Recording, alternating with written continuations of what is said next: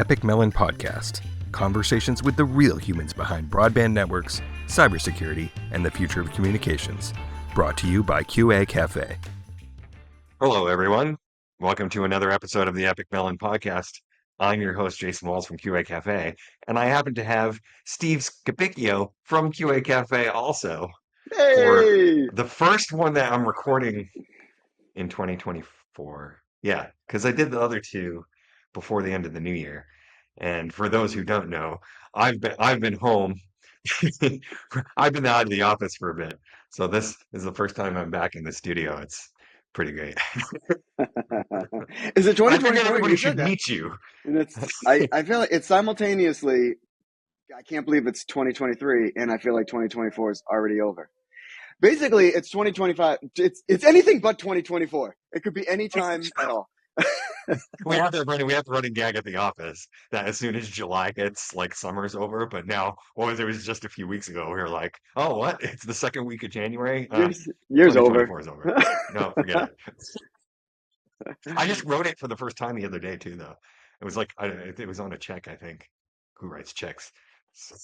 Yeah, I did But I too. was like, huh, And this I is was the like, first is time this I'm writing right? 2024. Yeah, that totally happened. Yep.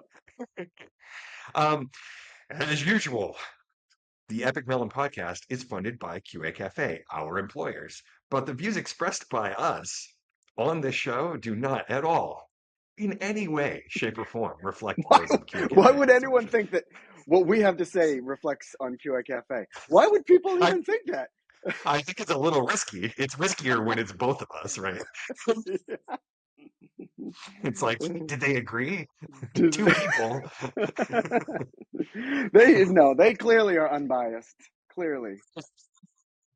Um, as Steve is very well familiar with, we have three products at QA Cafe, and that keeps the wheels turning around here. The first is CD Router, which is the industry standard test solution for broadband games. Oh, actually, Steve, do you want to read this? No. Right. Actually, you're so much better at it than me. I feel like sometimes I It's feel inadequate when I'm like, oh, every time I start a call, I should just record that and play that. And just be like, this is what the yeah, stuff does. CD Router is the industry standard test solution for broadband gateways, Wi-Fi routers, and other customer premises equipment, or CPE, as we keep having to use that acronym.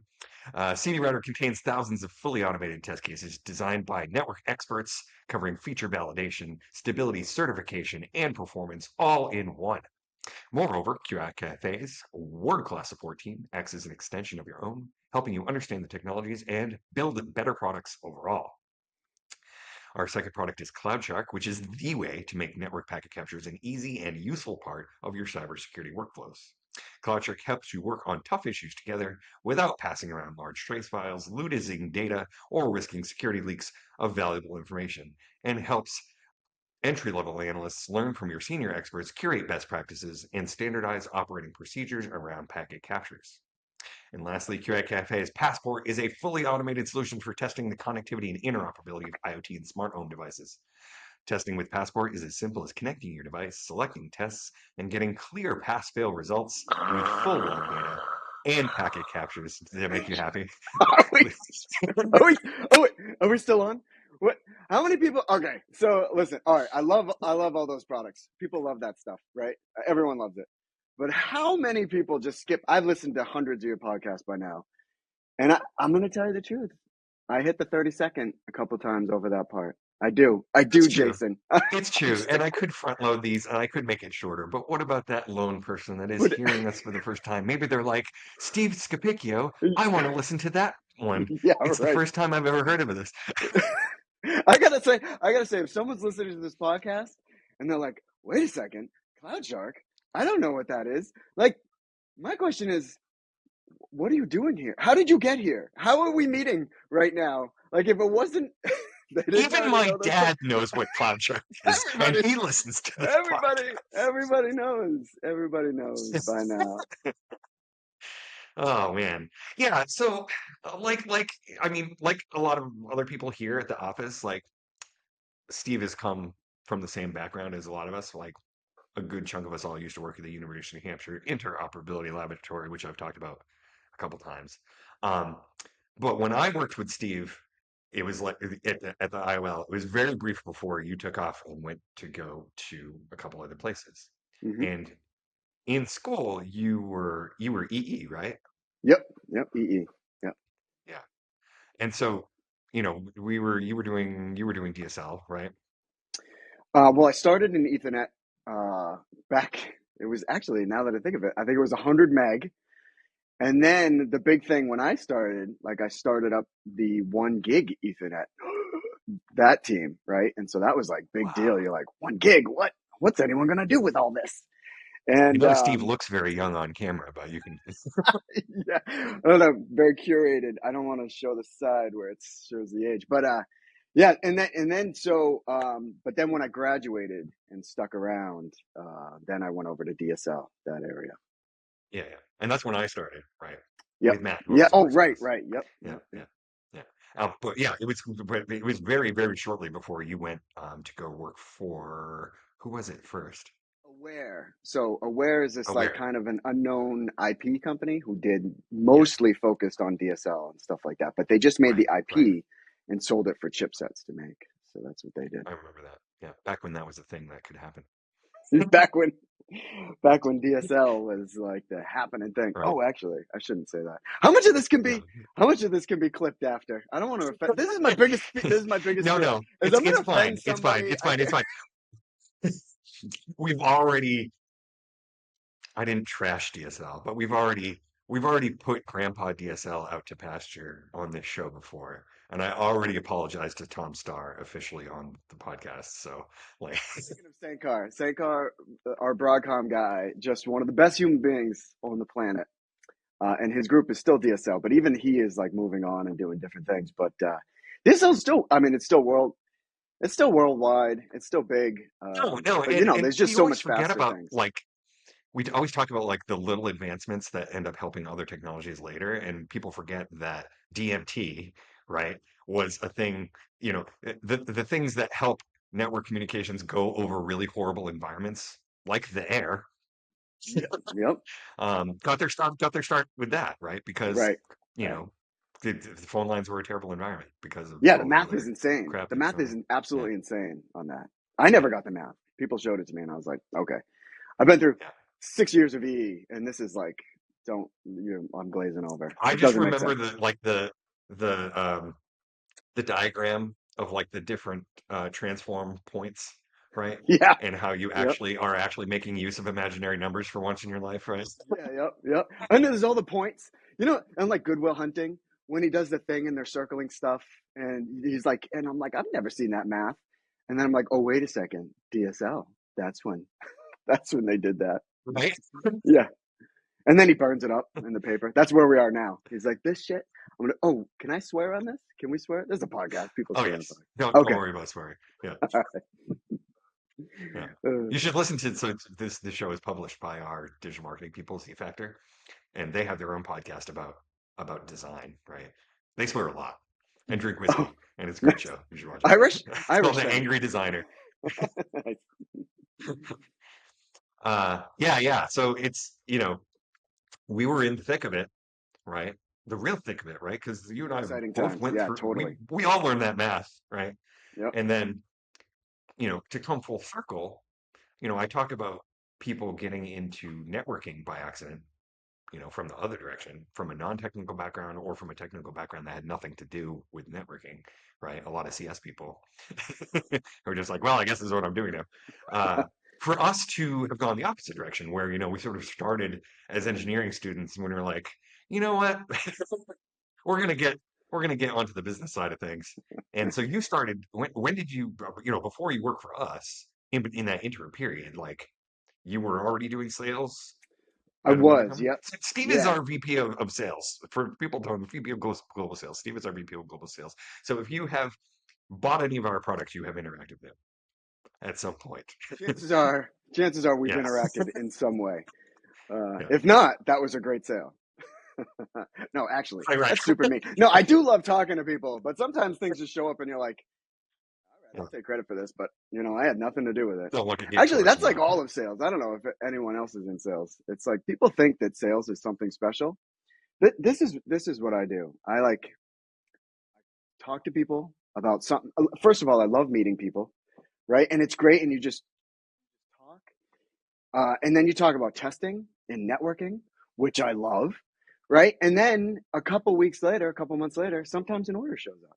Like Yeah. that's what sales is, right? Like that's pretty No, fun. exactly, right? And so if you're asking, I think your transition was like, how'd you end up in sales? It's like because that's way more fun than staying up all night trying to figure out what the latest framework is. Because you know what? Next week it's going to be totally different. With sales, like I'm talking to the same people over and over a couple times a year, and it's fantastic.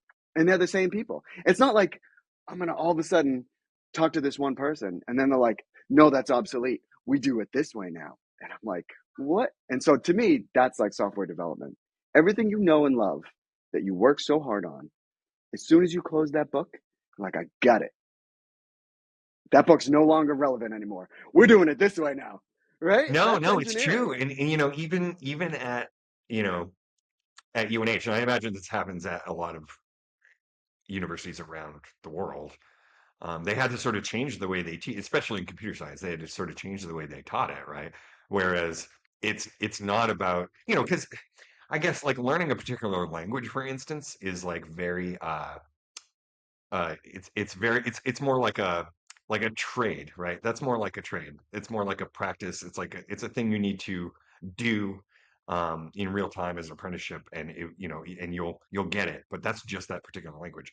They switched to moving towards teaching the concepts behind developing software and not just programming, right? Because they used to joke that CS is just math or whatever, and Yes, it's but just they math. really, at UNH anyway, they turn things around to have a lot of classes around the software development process and what it's like to work with other people and what it's like to develop just a small component of something and hand it off to somebody else and how to make good comments and how to incorporate other people's APIs and all that stuff.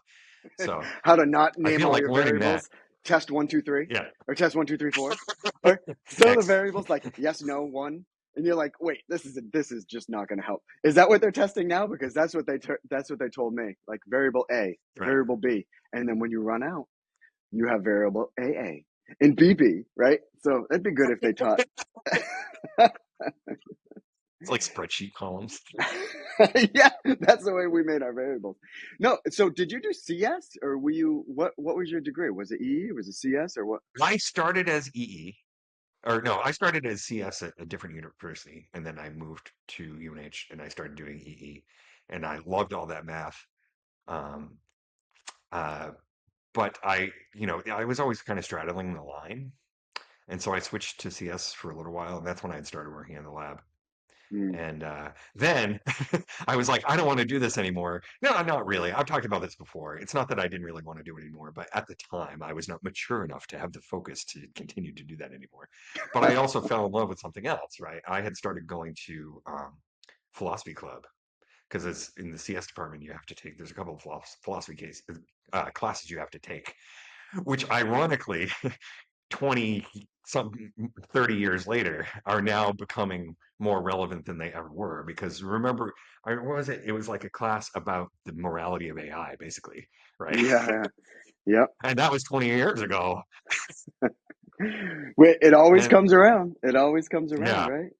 That's right. what And happens. so there were a couple of those classes we had to take and I was like, this is great. So I made all kinds of cool friends and I started doing the philosophy club and I was like, I have all this stuff under my belt. I'm working in the industry through the IOL. I'm going to switch to philosophy and finish my degree. And it was the best decision I ever made. I would never, I would never go back on that. And I've actually like been trepidatious about sharing that information like on LinkedIn and stuff because I don't know, people get a bad taste in their mouth when they hear that, right? But like it is nothing else taught me how to be a better writer, right? Like nothing else taught me how to be a better like doing standards and protocol design and trying to like break problems up and do all that. It was great. I love it. Standards. What? Okay, let's just jump into standards.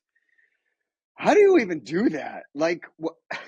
Those standards, they're so thick and so wordy. So when you tell me philosophy helped you write standards, that means it's like, just how many words can we fit on this page? That's what you learned? You And have to be, well, you have to be super clear about everything, and then you still won't be. Yep. You're As you always know, going to miss that's something. why people Yeah. pay us. Right. Yeah. And it's still surprising too, right? Because someone will write in, all we've done is we've looked at the standards, we've studied them, made test cases around them, really tried to understand exactly how they should work. Because that's what we're selling, right? We're like, we'll figure this out. We'll make sure your products work according to the standards. And every once in a while, someone will write in and be like, doesn't the standard say this? And we're like, wait a second. And you look at it and you're like, wait a second. You could interpret it that way. This guy's Mhm. right, or girl. This person's right. Right? Send them a t-shirt and then we have to redo everything we've done. Yeah. No. No matter how It's much it funny costs. because at the end of the day, the test cases are the standard, right? Yep.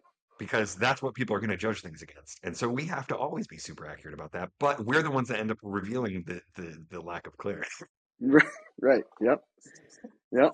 And it's a good thing we can just yell over walls. We got another one. You got to fix it. So that's easy for us too. Oh man. If I had oh wait. Yeah. If I had a salary for every time I've heard that. No, it's like how do we do it? It is I like it because it's very different from other I'd say it's very different from other political processes, right? Especially just the way that we do things at the broadband forum where I do most of my work. But for the most part, this is how most standards work, is that it's not about there's with the exception of like the ITU, there's no voting process or anything like that. Like you have to come to a consensus. You have to, right? And moderating that process, I have found, is very it's a nice skill to have, but it is one you have to develop, Yeah. What? So right? just Because there's no voting process because I feel like I've seen 1,000 emails that say straw ballot and it's this voting and this. don't get hung up on the weird technicalities of the way the broadband forum has to work. The voting at the broadband forum is like at the end of the process. Does anyone want to put the brakes on this? Because if any one person says no, then we have to figure out why, you And know? that's at the very end because that's a Yeah. terrible time to be putting the brakes Well, on it's something. by that point. It should never get to that It should point. never It should get to never that get to that point. point. Yeah. And then like not to dive into the like I said the weird intricacies of that, but when it gets to what we call the straw ballot process, which is basically like, okay, we're finishing this up, you know, through practice over time, we've got it to the point where if we're going there, we're probably not going to have any problems. So Yeah. like, Hopefully. you Hopefully. know, Yeah. Hopefully. but it's fun, and so those are the skills that I ended up learning right through that process, and and here we are, right? Yeah. And Yeah. it's like, but for you, I mean, you basically hit the ground running with a lot of that stuff, right? Because I mean, that wasn't there was never any not that formal education is the be all and end all of how to learn things because it's definitely not. But you basically like got thrown right into it, right?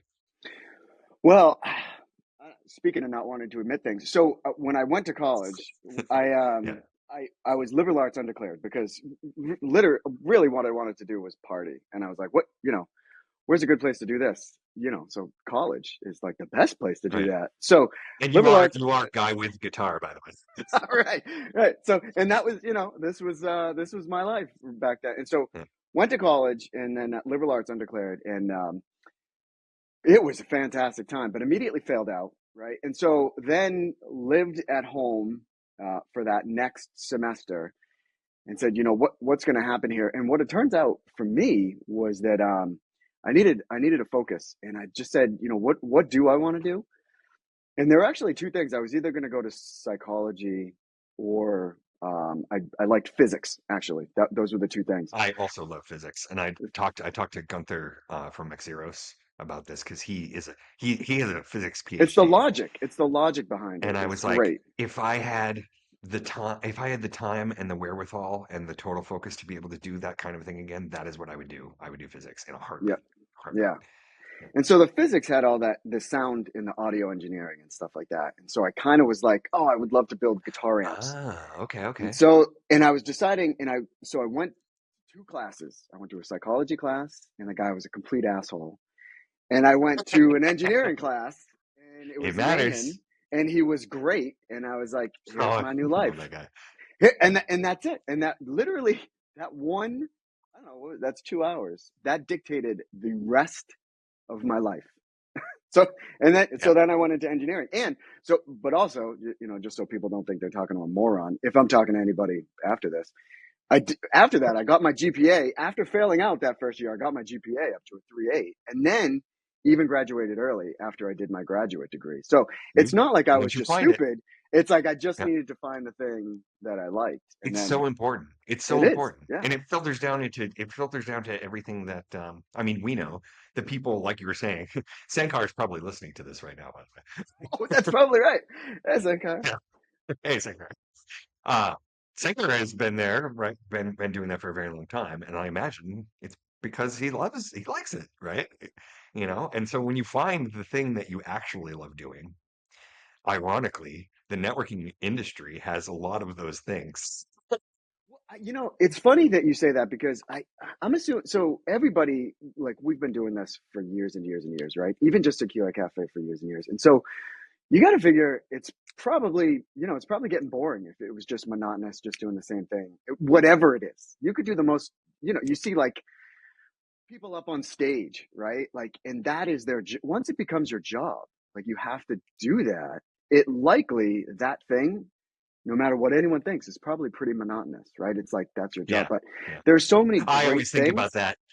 Yeah, like I always like, oh, could I take it, if I'm passionate about like Dungeons and Dragons or whatever, right? People are like, would you ever do that for money? And I'm like, no, No. Yeah.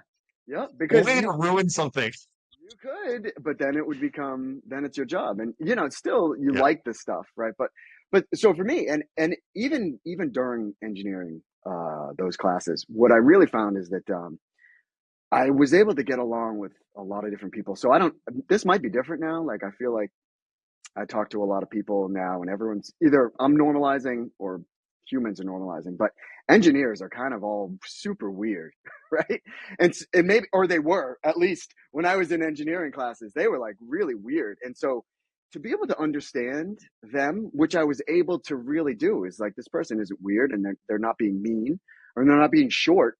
It's just like yeah, some of them are yeah, just so smart that you really just have to understand, like put all the stuff besides, like in a cultural norm maybe they'd be being super rude, but if you just listen to what they're saying, it makes total sense, right? And so I found that I was able to work with engineers a lot, and so that's why all of my sales career has really been focused on engineering, because I do have a way to just some people, like even other engineers I'll be working with, and they'll say, oh, I didn't like working with that guy, he was such a jerk. And I was like, oh really? I didn't even notice. So all of that weird yeah, engineering quirk just seems to go right yeah. above my head, and working with No, no, people. no, but it's also super important on the flip side, right? So one of the things that I think people find valuable about you, right, is that because you do come from that background, right, and you do understand it, right? Like we know, right? We've gone through the process of sometimes trying to hire other salespeople that Mhm. are that are salespeople, right? Right.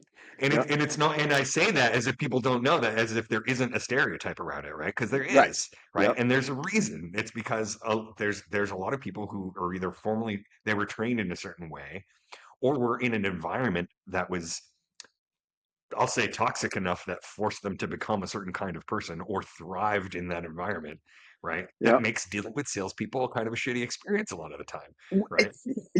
But we've talked about this, and I always wonder, like, what if a good salesperson came to QA Cafe, right? Like, and I don't even know what that means, but like, what, what if like someone who actually knew sales came to QA Cafe? Like, would it, how good would they be good, or is this, Right. or is this just what this is just what works for us, maybe, or I don't know. We just hired a new guy, so maybe he'll Well, show it's us a few it's things that we it's don't know. it's a technology wave thing too, right? And I don't mean technology in like the actual tech sense. I mean in like the technology of sales being sales practices, right?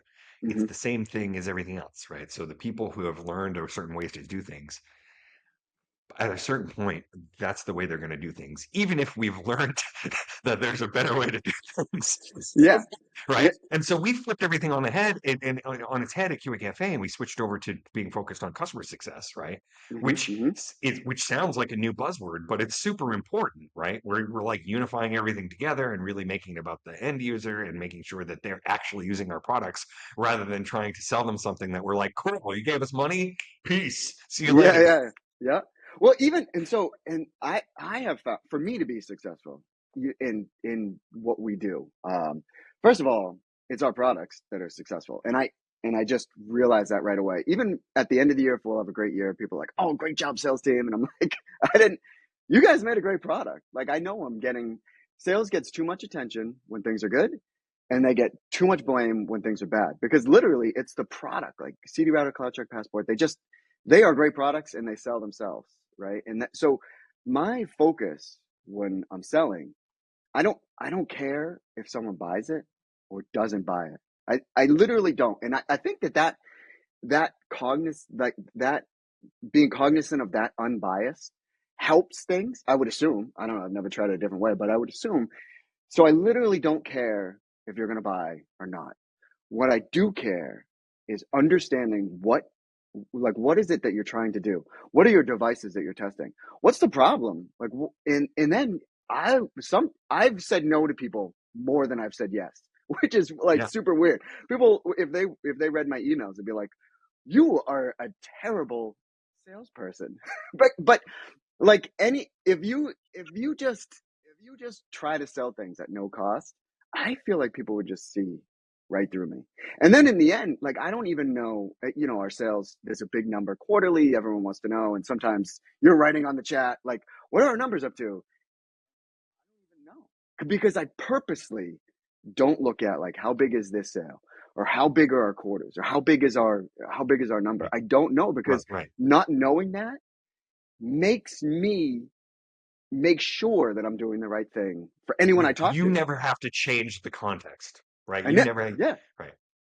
Yeah. So it's never talking people into anything. And I think that when, and I don't even, I can't even imagine like when I look at our customers and I'm really working directly with engineers. And I think that's probably what a lot of other companies do. They'll work with, executives and then it's that whole BS thing back and forth. But when I'm working with the engineers, I feel like if I was trying to sell them something, they would just rip me apart, right? Like they would just be like, I wouldn't even be able to see straight after that. They would just be like, no way this fucking guy. Can I say that one? We could say that. But they'd be like, no way this guy, right? Like there's no way I'm buying anything from him ever, right? I Yeah. mean, that's who I Yeah. think our customers are. They're that No, smart. no, but I've dealt with salespeople that are like that, right? I remember some of this, you and I are both Mazda guys. I know Yep. that you had to go in another direction. It's fine. We'll forgive you. You can come back. I was just there for a random service thing. Right? I was just at the one in Portsmouth, Yep. and which um, which if there's anybody in the area that's listening, the Seacoast Mazda facility since they rebuilt it is just wild. It's just wild. I haven't seen the It's new place. beautiful. I haven't seen the new place. So It's so nice. I saw it when it was a nightmare, right? I lived through that Yeah. 2 years of construction, but I Well, haven't seen the so new one. I have a couple friends. I have one, older friend that works there, that I'd known before, before I had a Mazda.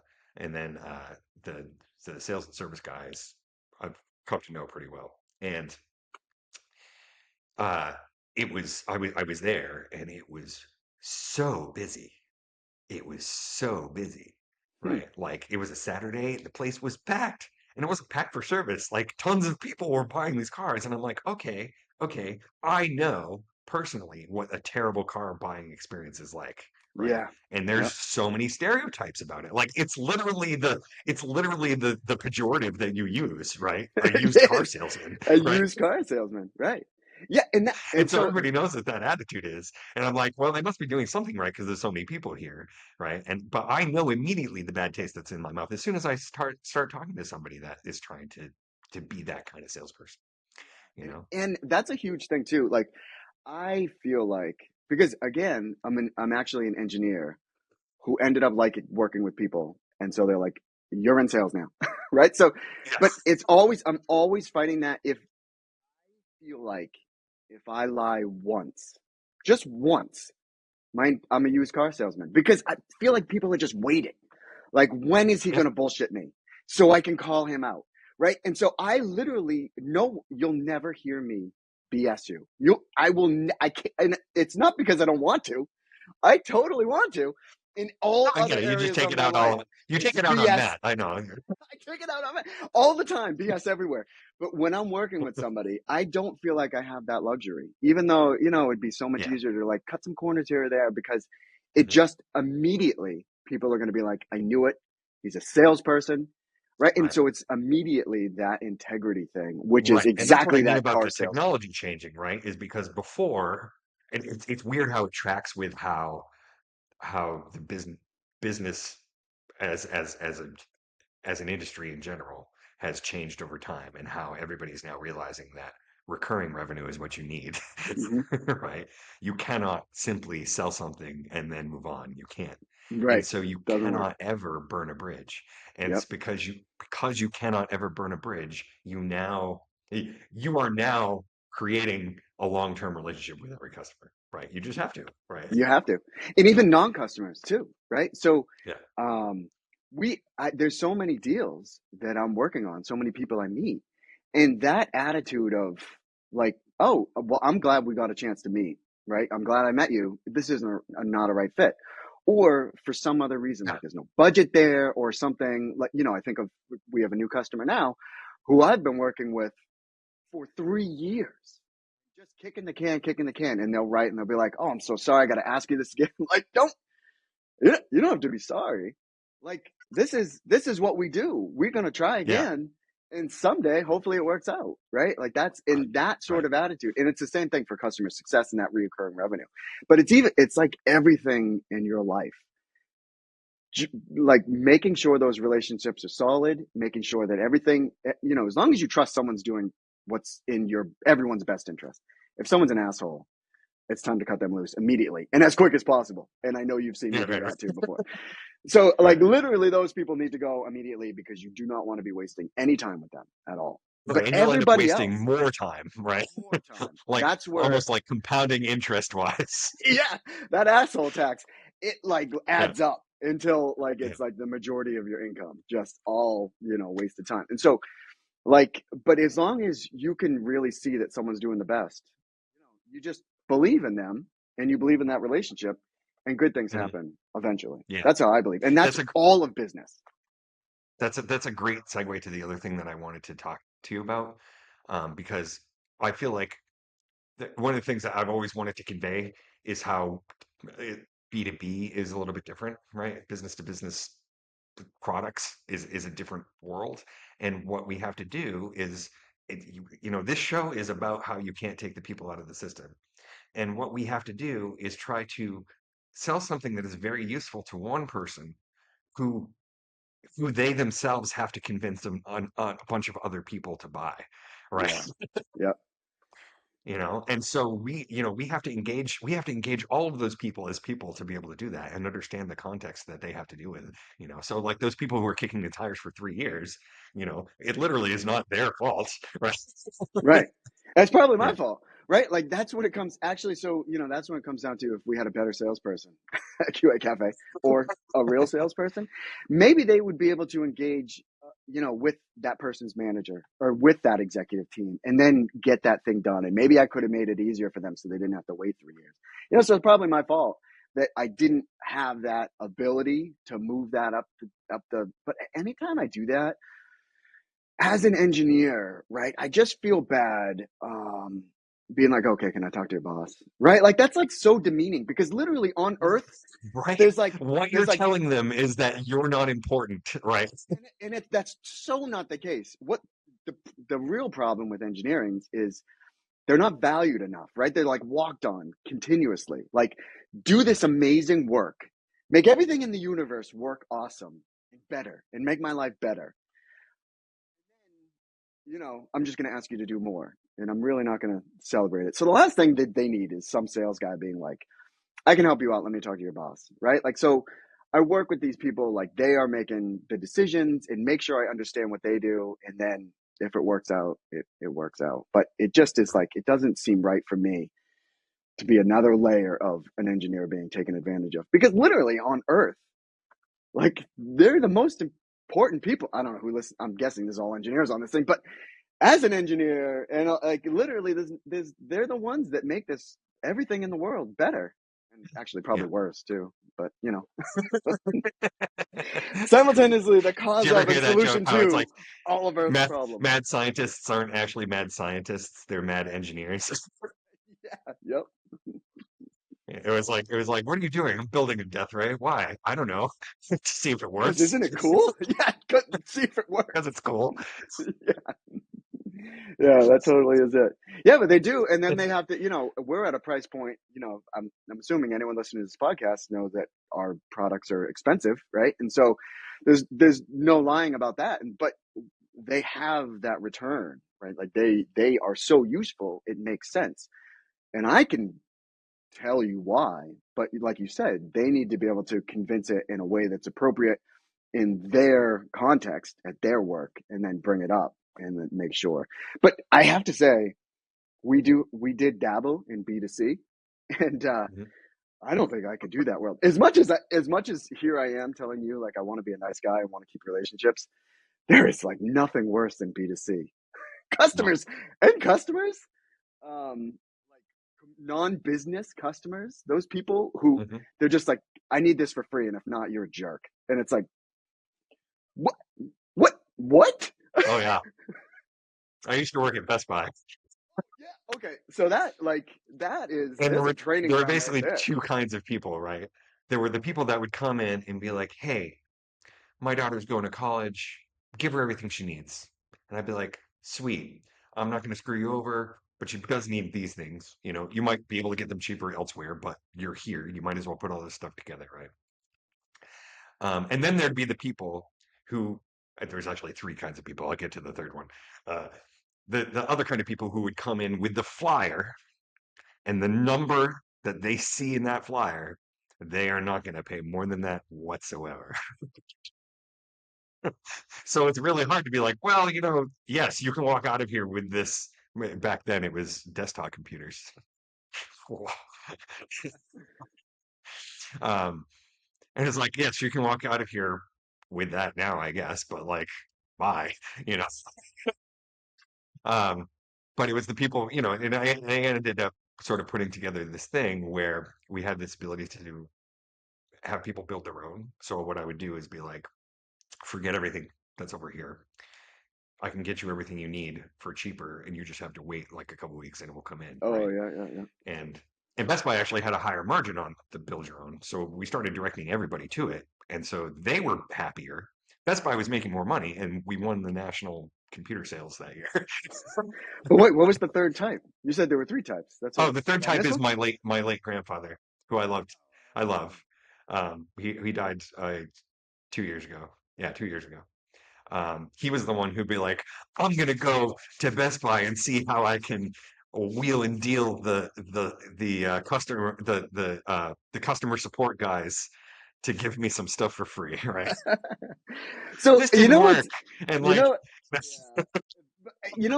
What is funny is that where I do feel like I might have some talent for this whole sales thing is that actually when you're working with someone who does have some constraints, or you're trying to figure out how they convince their boss, I do actually enjoy that puzzle.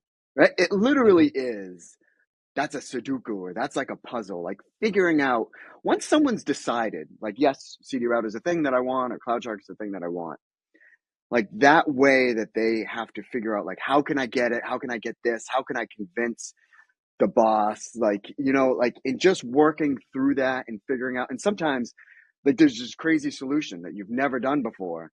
And that's the thing that get people excited, right? And so it's like your grandfather, that wheeling and Oh yeah, dealing.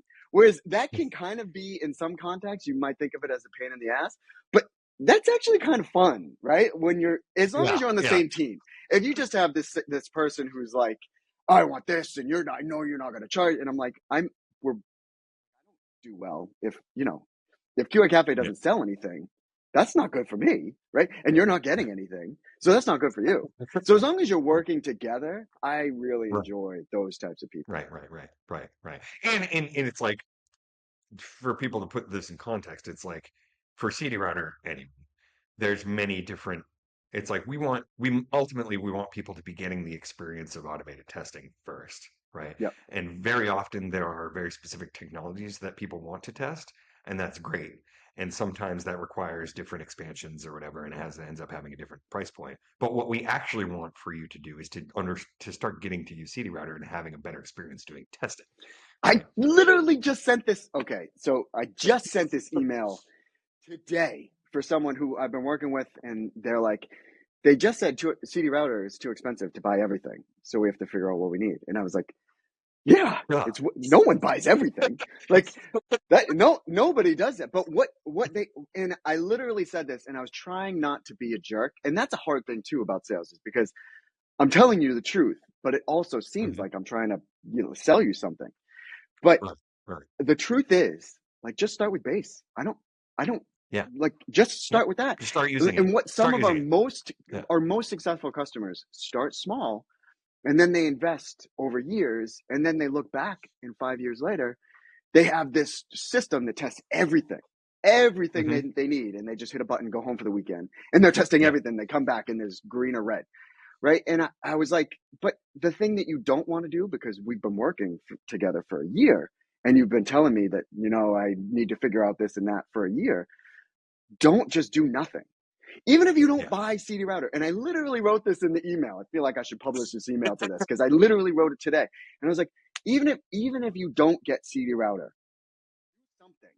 Because if you don't do anything, in 4 years, you're still going to be doing nothing. Just do Yeah. something and Yeah. build on it. Just do anything. Make a decision and build on it. And CD router, Yeah. no CD router, I don't even care. But you have to keep improving, because it's so easy to be like, what's on my task list? Oh, I got to do this manual testing. And then you do Yeah. that manual testing, and there's no time for this other stuff, Which, right? as And you we could do know, that for years. having been students doing manual testing, Yes. is hell. Yeah. It's hell. It's hell. Nobody likes it. You won't be able to keep people working in your lab. It's like brainless, numb, mind numbing stuff. And it's also super hard, right? Because you have to be so focused to do something, to regurgitate the same thing day after Right. day. Something that a computer should be doing. A Yeah. computer should be doing it. It's just Yeah. too hard for humans. Humans are terrible Yeah. at that. Yeah. Yeah. No. But that's it right there. It's like we want the ultimate goal is to get people to be to have a good experience, Yep.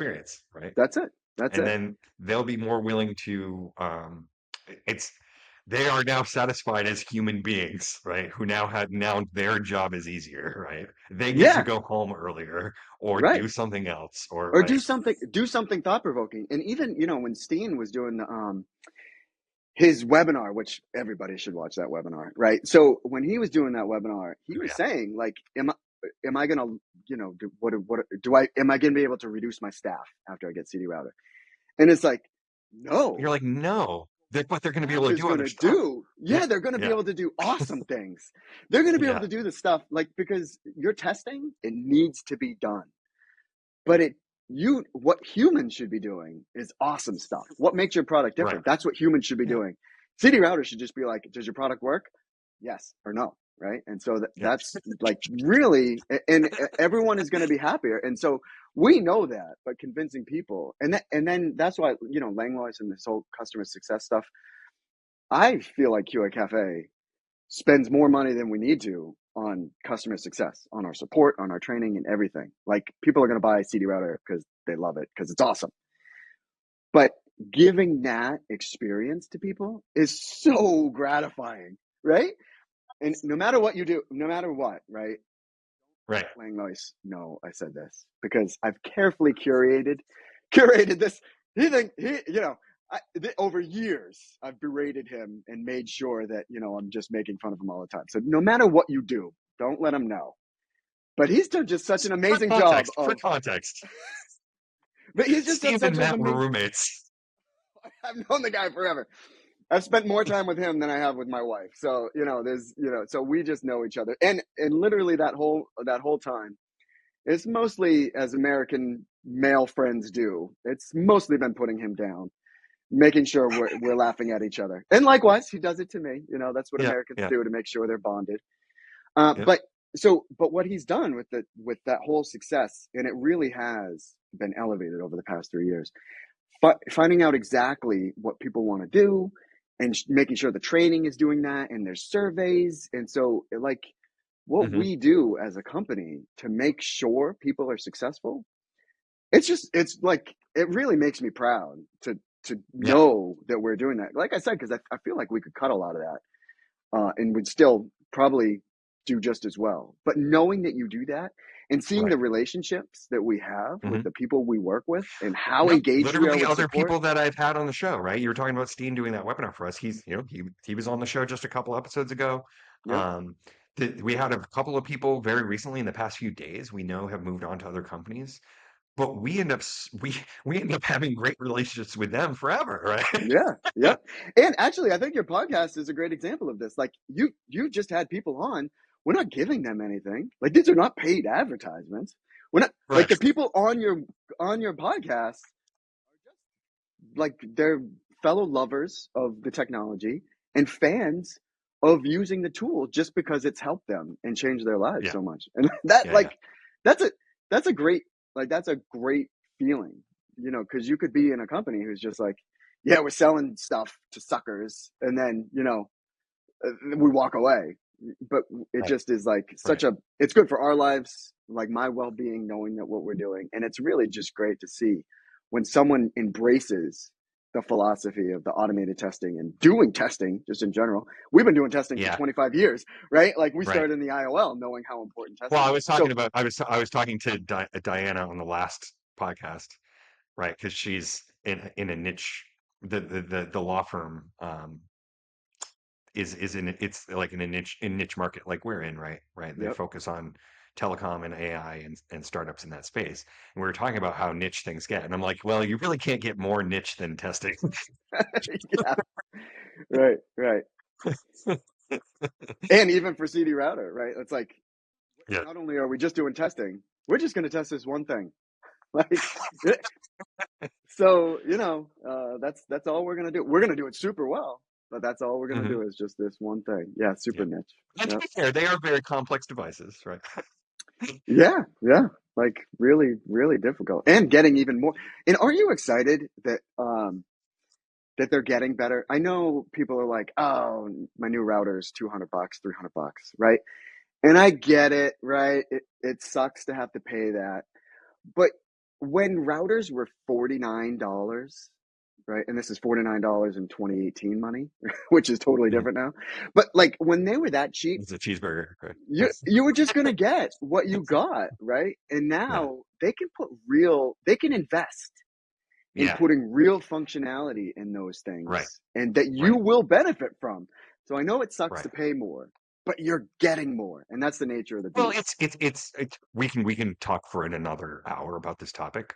But really what it is just like the iPhone was having a computational platform that is built on top of something that has very different access to information, very different use cases.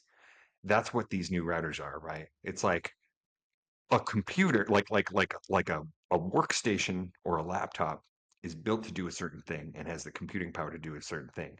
Now we have these extremely powerful computers that are also networking products. And so they have access to all kinds of things that any other computing platform wouldn't have, right? Right. Yep. Right. And so they can do all kinds of crazy stuff. And the one thing that I'm wondering, and to bring it back to sort of what we are doing, our customers are building these more advanced products now, and we are now having to look into how CD router is going to fit around these things, right? With the new stuff that's coming out. It's the NTA3K. I hope nobody. This episode's coming out next week, Somebody say but something about Wi-Fi 7? What yeah, is there's some Wi-Fi 7. Oh, we can't say that yet. This is coming out advanced Tuesday, Steve. mesh I hope you're ready toggle? for that. What? Uh, Shh, nobody tell because those anybody routers are anything. getting more advanced, right? We have to up our game on that side because ultimately, at the end of the day, This is about having people have a box in their home that they are going to experience as an appliance. And I Hmm. don't think people really treated it as an appliance before. It's like they it's a thing that you have to have. You either got it from your service provider or you bought it from Best Buy. And then some people are like, "Oh yeah, I got the latest router." But usually those people are gaming people, right? Yeah, yeah. Or networking I people. So really yeah. think that you're going to see sort of a shift of the products, of these kinds of products, and ultimately the products that we test at QA Cafe, to be more of a hub. And I don't know what that name for a thing is going to be in the future, right? Are we still going to call it the router? Or are we going to call it like, is it going to do all your smart home stuff and, all your networking stuff and um, all your work from home stuff and all that, there's all sorts of things you can do. I'm excited. And who know? And honestly, I think the biggest thing that it's going to do for us, maybe because I think a lot of what you do is you imagine these things and manifest them somehow in your broadband forum work and all the the purple stuff that we're doing. Like, so I think that you have your brain centered in that way. But I've never been good at foreseeing anything, right? Like I'm that idiot, like the Larry David commercial was like, nah, it's never gonna take off. That's me. I don't. So even like the iPhone, I was like, you know, and like even the iPod, it had a color screen, and I was like, yeah, But all those things, even though I viewed it as like a color screen, that's unnecessary, right? Like now. That's people's literally people's TVs. There's just their Mhm, iPhone mhm, Plus, right, or whatever. mhm, And mhm. so, like that thing that I never saw coming has changed the world. And I think what we're doing with routers right now, I mean, it's not going to be for every consumer. No one's going to have it in their pocket at all times. But the thing that it's going to do for people that is really going to change their perception of it is something Yeah, I don't know what it is right now. right. Well, and I just wrote about this on LinkedIn today, um, about how consumers experience what we do, right? And how you have to make it sort of about them. I really think that I don't, because you don't want to make things invisible, because you want to at least see that you want consumers to understand that the things you're producing have value, but they don't they experiencing it as a consumer product like that means them having a seamless experience and having it have nothing to do with the underlying technology of how they get that seamless experience. Right, right. And the invisible thing is a real problem, right? If you only Yeah. see something when it's not working, like that's Yeah. that's the problem with having it invisible, right? Because you Yeah. sometimes it's not going to work, and if that's the only time you interact with it, like Hmm. you're just going to Yeah. associate Yeah. that thing with like not working, right? So having it And that's invisible what service probably providers isn't are the trying to fix, flip on their head, right? Because right? previously, that's only when you would interact with them is when something is. Exactly, exactly. It's hilarious. My kids just the other day, my I was talking to my son, and he came over, and I mean, we were talking, and yeah, people love coming over here because they say the Wi-Fi is so good, and I was like, wait. What did they say? Like, and it was like simultaneously this like unbelievable, like this is a thing that people are talking about, and also like this, pride of this is what I do, so it should Yeah. work, right? It should, and so, but it was like weird to hear that because right now it really is invisible, but just to know that like Right. the kids come to the house and just all the stuff works, That's right? And crazy. there's like 900 devices that show up. My son's Yeah. friends show up, right? And they are literally like their pocket protectors and stuff. Like this kid is a super nerd. I love the guy, right? But he's a super nerd, and they just have like 19 devices all going at once, right? And playing Yeah. You all of don't have their to do LAN stations. parties anymore. Yeah, right. You don't have to plug anything in. Yeah. So it was like super cool to hear that, but it was nice to Yeah. hear them appreciate it too, right? Like that this does matter in today's kids. That's cool. Kids. That's very cool. All right. I got to wrap up because I have to go pick up my daughter from school. So I'm going to do that. Holy mackerel, it's been this amount of time. Here we go. I know. I told you. Like, You it just did tell flies me. right by. See, it All was right, more well, like a samba than a tango. Yes. Cool. No, thanks, dude. I appreciate it. And like I said, if anybody hasn't interacted with Steve before, and you will have a good experience. if you still want to, He's a cool guy. after all that, then yeah, that's a pretty good sign. There's more of where No, that no. came So from. I thought it was important to have you on because it's you know you have the personality for this kind of thing, and I think it's fun. Well, I'm always worried. I'm never on. People know this about QA Cafe. I'm never on camera. I'm never recorded because I just feel like I'm going to say something. totally stupid and ruin QA Cafe sales. So if I did that, let's just run through this, make sure that didn't happen, and Here's the quickly thing, though. edit that out. The thing, though, is that the purpose of Epik Mellon is to reveal that everyone feels that. I feel like I have this talent. I'm going to say something really brilliant, right? And I'm going to be proud enough to tell you I'm going to do something brilliant. But what I'm going to do is sandwich that in between the two dumbest things you've ever heard of, right? So it's just going to totally cancel. It's the opposite of positive, negative, positive, right? Yeah. So that everyone's going to be like, whoa, what happened? It's just like, Oh. you know? So anyway, yeah, run this through the AI thing, make it funnier, make it smarter, and then we'll see what happens. I will do that. As always, please subscribe, hit that subscribe button, either on the podcast or on YouTube. That helps you get it faster. Comment on it too. It helps everybody see us go up. If you like Steve, write to him. It's steve@qacafe.com. I'm sure he'll love to hear from you. Or find us on LinkedIn. All right, take care. Thanks. Learn the nerdy things that you love and have fun doing them. Bye.